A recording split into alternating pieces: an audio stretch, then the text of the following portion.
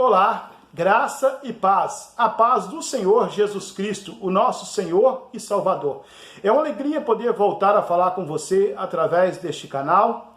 Hoje nós estamos estudando o estudo de número 15 da carta do apóstolo Paulo aos Colossenses. E eu estou muito feliz, radiante de felicidade, porque chegamos ao término dessa carta. Hoje é o último estudo de Colossenses. Nós vamos estudar capítulo 4, 2 ao 18, ou seja, o último verso. Eu fui muito abençoado no estudo dessa carta e espero que você também tenha sido. Daqui para frente nós não sabemos o que Deus tem para nós, ainda não temos a resposta do que vamos estudar. Mas com fé em Deus, dominicalmente estaremos colocando vídeos avulsos até termos uma orientação clara do Senhor sobre qual livro devemos estudar, se assim vamos fazer, para a glória e exaltação do nome do nosso Senhor e Salvador Jesus Cristo. Vamos ao estudo dessa carta, capítulo 4, verso 2. Eu vou ler apenas esse verso e depois vamos analisando parte a parte, lendo na medida do possível. Diz assim a palavra de Deus: perseverai na oração, nela permanecendo atentos com ações de graças. O texto inicia falando sobre oração, e o tema desta mensagem é oração e ação. Vamos juntos ouvirmos a palavra de Deus? Ore comigo neste momento. Pai de amor, de infinita bondade, em nome do nosso Senhor e Salvador Jesus Cristo, peço ao Senhor que pela tua graça, misericórdia, amor e bondade fale aos nossos corações através desta palavra. E abençoa, Senhor, cada ouvinte deste canal, onde quer que ele esteja, quando quer que ele for ouvir, que ele seja abençoado, porque esta é a palavra do Senhor Jesus. Eu oro agradecidamente em nome de Jesus. Amém, Senhor. Oração e ação. Eu quero começar fazendo uma pergunta para você. Você está feliz, satisfeito com a sua vida de oração? Eu acredito que se nós tivermos 1000 pessoas ou 1 milhão de pessoas reunidos e perguntarmos assim: você gosta de orar? Todos vão dizer que gostam de orar. Você está satisfeito com a sua vida de oração? Eu creio que a maioria esmagadora vai dizer: eu estou insatisfeito. Eu não oro o suficiente. E por nós não orarmos o suficiente, muitas das vezes nós temos consequências em nossas vidas. Não quero dizer que eu sou melhor do que ninguém, que eu oro mais do que ninguém, mas eu quero dizer o que a Bíblia diz para nós. Por isso, o tema dessa mensagem é oração e ação. Nós vamos ver nesses 17 versículos o que Deus é capaz de fazer, tem poder para fazer na vida de uma igreja ou de uma pessoa de oração. A maneira como Deus usa as pessoas, por mais simples, por mais complexo que seja, Deus continua chamando pessoas e usando pessoas. E a primeira lição que nós aprendemos neste texto é perseverança e gratidão. O versículo 2 que nós acabamos de ler, ele diz: perseverai na oração, nela permanecendo atento com ações de graça. Muitas das vezes nós temos muita dificuldade de perseverarmos na oração. Mas o texto bíblico nos chama a perseverarmos na oração e, além de tudo, sermos gratos a Deus. Você tem perseverado na oração? Qual foi o último alvo de oração seu? Qual foi a última coisa que você começou a orar, mas que já parou? É hora de você pensar sobre isso. O que você pediu para Deus e a resposta não chegou e você simplesmente parou de orar? Outra coisa, talvez você recebeu de Deus uma resposta e o que você tem feito? Você tem agradecido a Deus? Deus tem respondido às suas orações e você tem esquecido de agradecê-lo? É hora de você parar um pouco e começar a ser grato a Deus. A segunda lição que esse texto nos ensina é intercessão e perdão. Ou melhor dizendo, intercessão e pregação. Eu tenho falado tanto em perdão nessa carta que eu troquei os pontos aqui agora, mas é intercessão e pregação. Os versículos 3 e 4 nos diz assim: ao mesmo tempo, orando também por nós, para que Deus nos abra uma porta para a palavra, a fim de anunciarmos o mistério de Cristo, pelo qual também estou preso, para que eu revele como devo. Eu fico observando este texto e pensando em uma coisa. Se você, por algum motivo, ou pelo motivo de estar pregando o Evangelho, ou estar vivendo o Evangelho, você parasse na cadeia, o que você ia pedir a Deus na cadeia? Você ia pedir aquilo que a maioria de nós iríamos pedir. Senhor, me tira daqui. Senhor, abra as portas da prisão. Faz lá, igual no livro de Atos. Faça com que um terremoto aconteça e as portas da prisão sejam abertas. Mas é interessante que o apóstolo Paulo está preso e o pedido de oração dele é para que a palavra de Deus seja pregada. Paulo está ali intercedendo e pedindo à igreja para interceder junto com ele, para que as portas, não as portas da cadeia sejam abertas, mas que a porta do coração dos ouvintes sejam abertas para que ele pregue o Evangelho. Nós precisamos, de novo, desse chamado, dessa vocação, dessa inteira responsabilidade, desse comprometimento de pessoas que sejam dispostas a interceder e pessoas que estejam dispostas a pregar o Evangelho com toda a alma, com todo o coração. A terceira lição que eu quero compartilhar com você neste texto, que nós estamos refletindo, é aproveitarmos todas as oportunidades. A igreja que ora, a igreja de ação, ela aproveita as oportunidades. Ela persevera, ela intercede, ela prega e ela aproveita as oportunidades. Os versos 5 e 6 nos diz assim: comportai-vos com sabedoria para com os de fora, aproveitando bem cada oportunidade.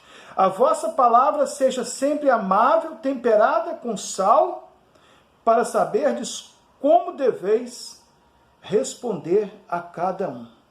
Comportai com sabedoria para com os de fora. A resposta da evangelização, ela parte da pessoa que está sendo o mensageiro de Deus.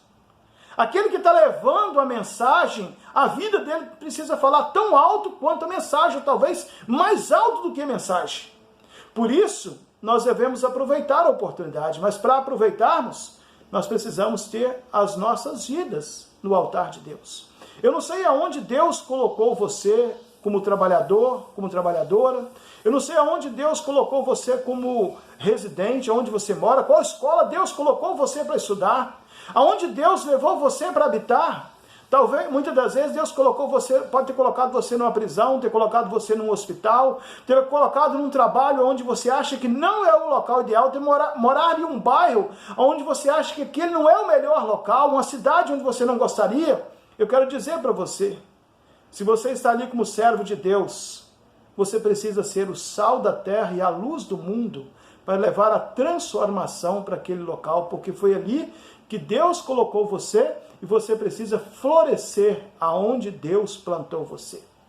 E a igreja de oração, a igreja de ação, nós vamos ver daqui para frente que ela tem pessoas comprometidas, pessoas íntegras, pessoas dedicadas. E o interessante é que o apóstolo Paulo ele traça o perfil aqui, se não me engano, de 9 ou 10 pessoas, que são pessoas das mais diversas camadas da sociedade, mas todas elas são usadas por Deus para a pregação do Evangelho. E agora eu quero fazer uma lista dessas pessoas e trabalhar rapidamente a vida delas, para nós não alongarmos muito o vídeo. O versículo 7 fala da primeira pessoa, o Tíquico, um pastor com coração de servo. O verso 7 e 8 diz assim: Tíquico, irmão amado e fiel, ministro e conservo do Senhor, vos informará sobre a minha situação. Eu o estou enviando para isso mesmo, para que saibais como estamos e para que ele conforte o vosso coração.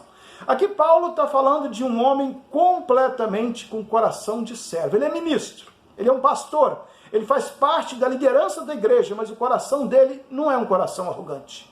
O coração dele é um coração de servo. Uma igreja de oração e ação precisa ter pessoas com coração de servo.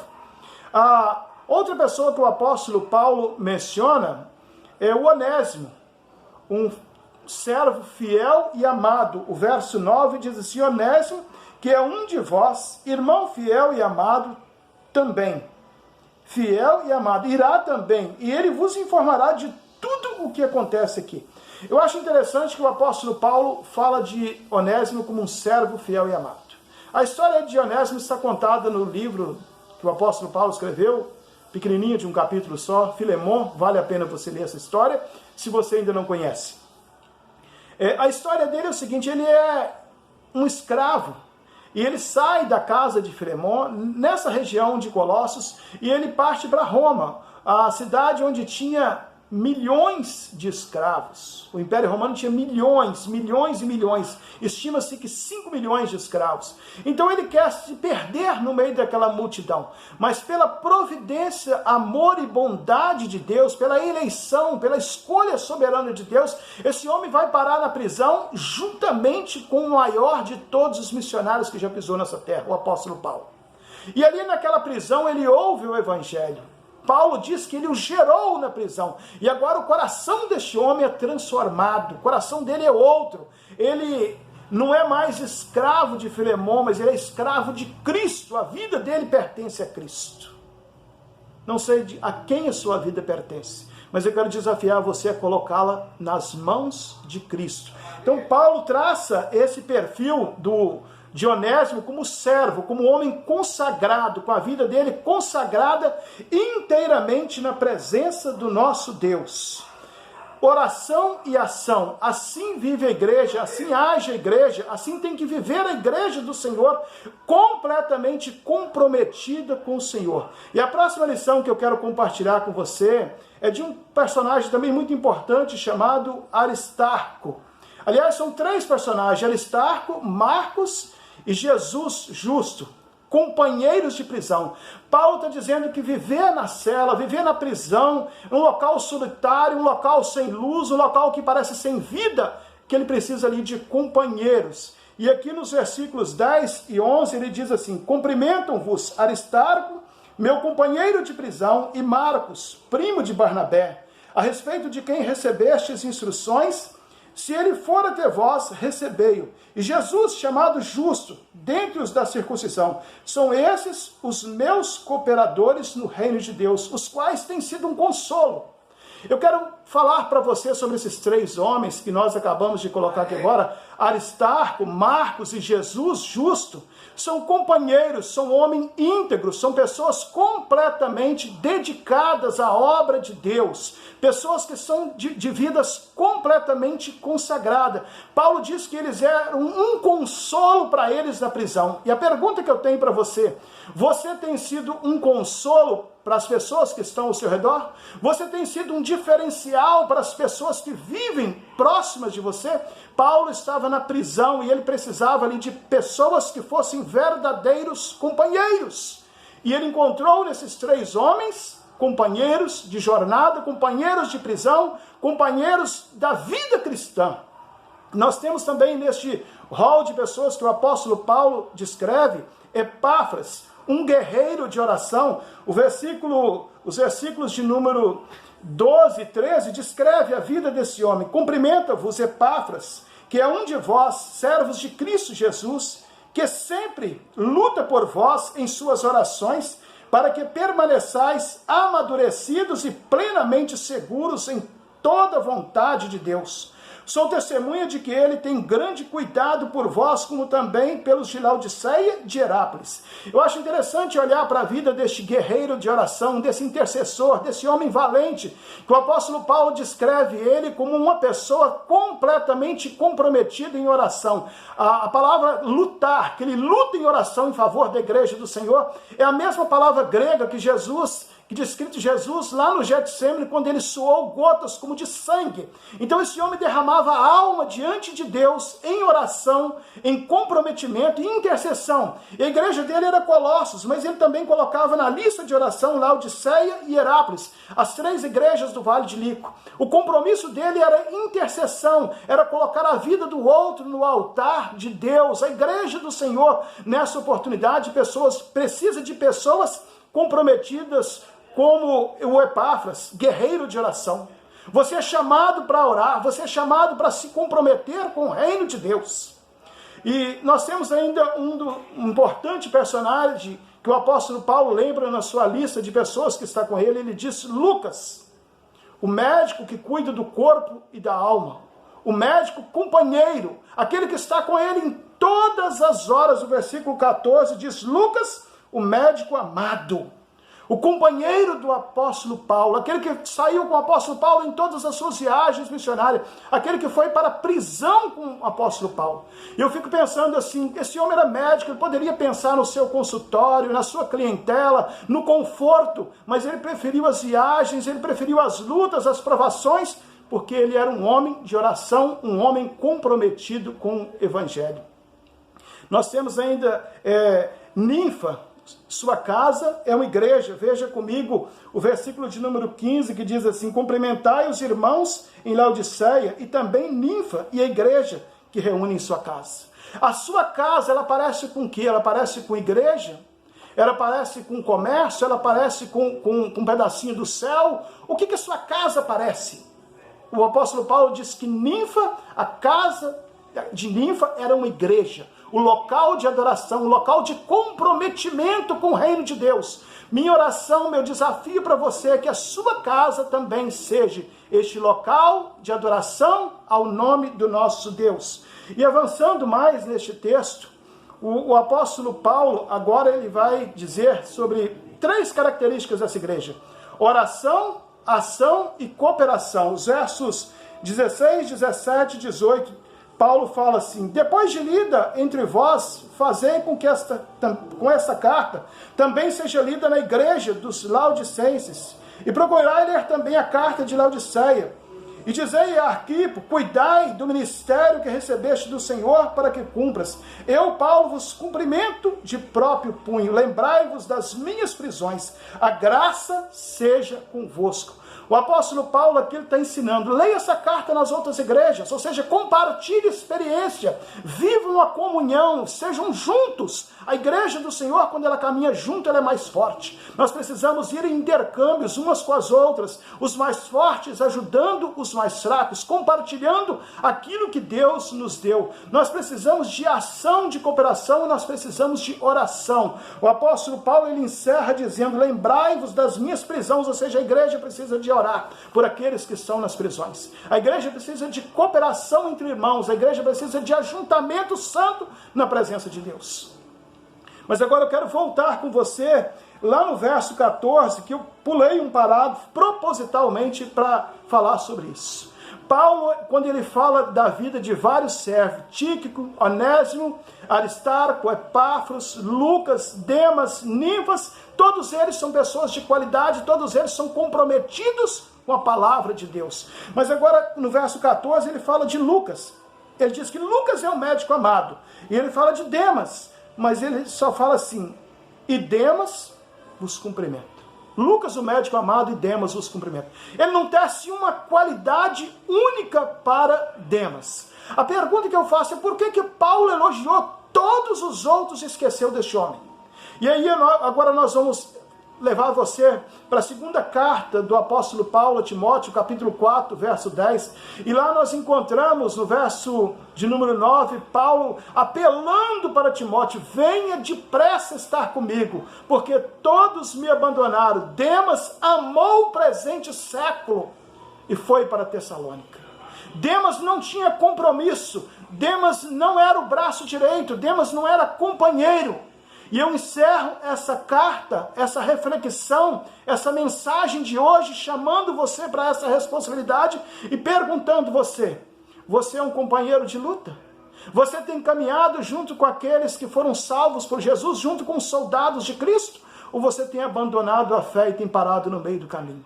Pense nisso. Que Deus te abençoe, que Deus te dê sabedoria, que você seja obreiro aprovado, que você seja servo consagrado como Onésimo, como Tíquico, como Aristarco, como Epáfras, como Lucas, como Ninfa, mas que você não seja como Demas, que abandonou a fé e foi viver os prazeres deste século. Que Deus te abençoe, que Deus te guarde, que Deus faça resplandecer o seu rosto sobre ti e tenha misericórdia de ti. Vamos orar mais uma vez. Santo Deus e eterno Pai, graças te damos por essa palavra e pedimos ao Senhor, meu Deus, que a mesma frutifique nos corações que a ouvirem e que sejam transformados pelo poder do Espírito Santo. Eu oro em nome de Jesus Cristo, nosso Salvador. Amém. Deus te abençoe. Um forte abraço e até a próxima oportunidade.